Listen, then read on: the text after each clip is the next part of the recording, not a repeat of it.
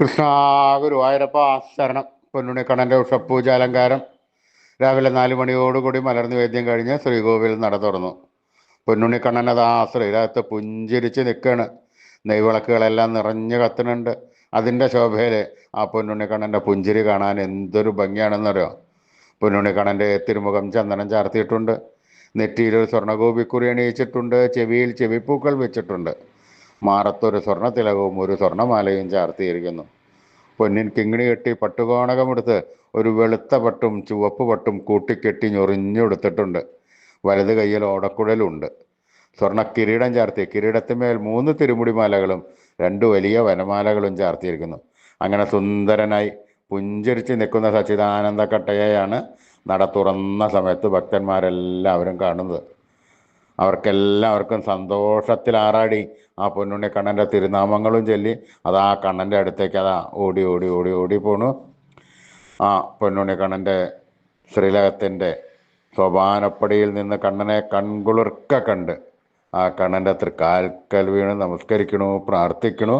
കണ്ണൻ്റെ അനുഗ്രഹം അവർക്കെല്ലാവർക്കും കിട്ടണു. ആ സുന്ദര രൂപം നമുക്കും നമ്മുടെ മനസ്സിലേക്കൊന്ന് ആവാഹിച്ചാലോ? എല്ലാവരും മനസ്സിൽ വിചാരിച്ചോളൂ. ആ പൊന്നുണ്ണിക്കണ്ണനെ പൊന്നിൻ കിങ്ങിണി കെട്ടി പട്ടുകോണകമെടുത്ത് വെളുത്ത പട്ടും ചുവപ്പ് പട്ടും കൂട്ടിക്കെട്ടി ഞൊറിഞ്ഞെടുത്ത് വലത് കൈയിൽ ഓടക്കുഴലും പിടിച്ച് സർവാഭരണ വിഭൂഷിതനായി നിന്ന് പുഞ്ചിരിക്കുന്ന ആ സച്ചിദാനന്ദ കട്ടയെ എല്ലാവരും മനസ്സിൽ വിചാരിക്കുക. നല്ലപോലെ വിചാരിച്ചോളൂ.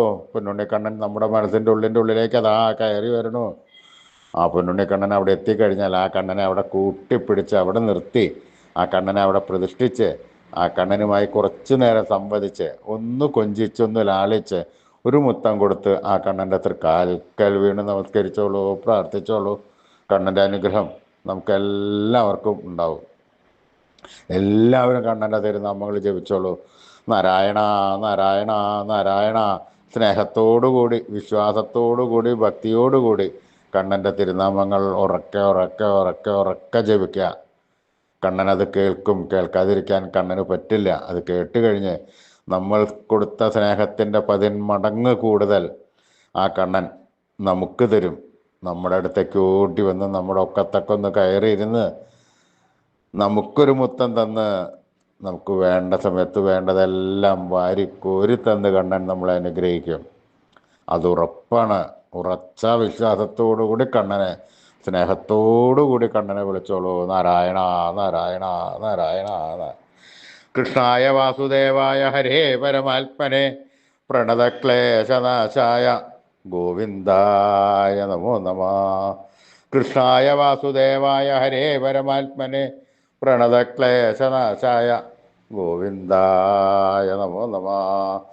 കൃഷ്ണായ വാസുദേവായ ഹരേ പരമാത്മനെ പ്രണതക്ലേശനാശായ ഗോവിന്ദായ നമോ നമഃ.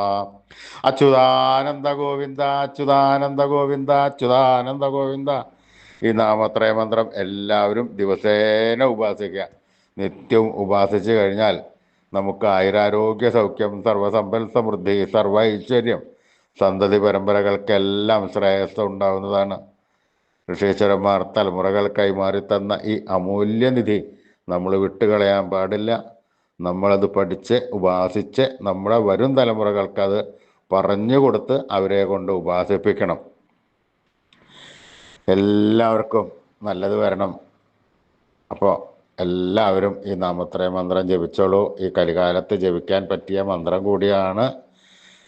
അച്യുതാനന്ദ ഗോവിന്ദ അച്യുതാനന്ദ ഗോവിന്ദ അച്യുതാനന്ദ ഗോവിന്ദ അച്യുതാനന്ദ ഗോവിന്ദ.